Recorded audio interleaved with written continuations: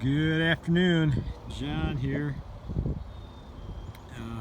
Gonna plant some more garden this afternoon. I think it's dried up. Pretty windy. We had an inch of rain here the other day, but the wind has been drying it out. I think it's gonna be dry enough to plant some more this afternoon. But I'd do a quick little video here on some thoughts on practicality.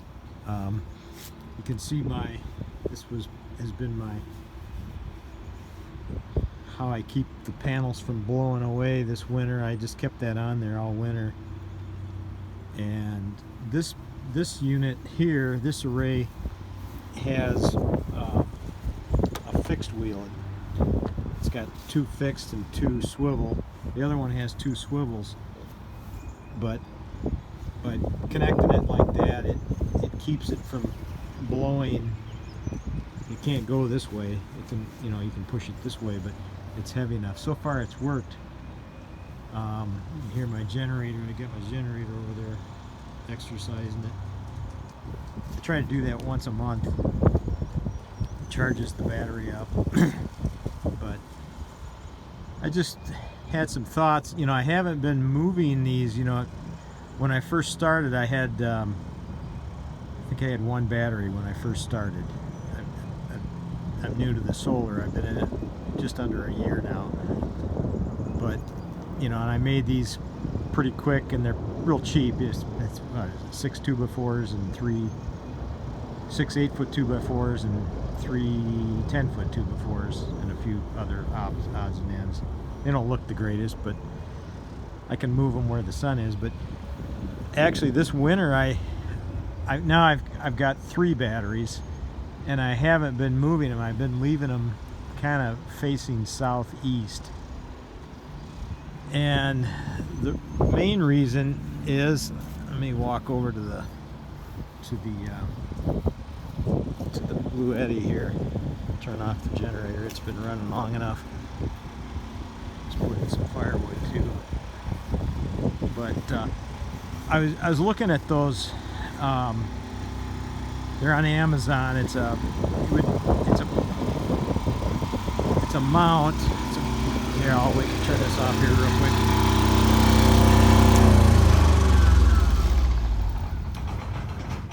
It's a mount that would mount 1200 watts of solar, and it also tracks the sun. But they cost, it's just under $600 for the thing. And you've got it's a single post mount, and it tracks the sun, and it claims that it's 40% more. You're basically doing the same thing that I did when I started, and that was tilted towards the sun. My mounts are obviously less than $600, and I don't require any electric to them. I just have to go out and move them. But what I've found is that with 3 batteries, and I'm not tied into the grid, you can see now, I was fully charged this morning at 11 o'clock.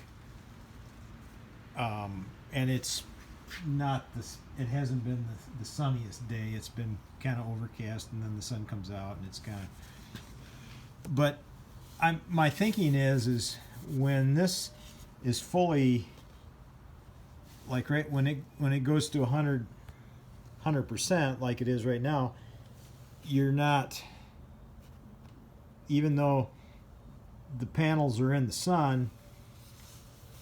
Okay, now I'm back to 99%, and it's collecting. In other words, when it's 100%, you're not collecting any power anyhow. So to me, it makes more sense to put your money, unless you like the looks of them and you want to dig a trench and run electric to it and spend all that time doing it, then you don't have to fiddle with it. But my thinking is even though it's 40% more efficient by following the sun, which is what I did, you know, but I've found that that's really not necessary. I suppose if you were tied to the grid, then you're not losing anything. You know, you're giving that 40%, you know, to the utility, and then however it works out, if you get a credit, I don't know how that works. But for my application, it really would be wasted money to put that kind of money, unless you like the looks of the thing, and you like to watch it follow the sun. But in other words, I wouldn't gain anything. I would be more.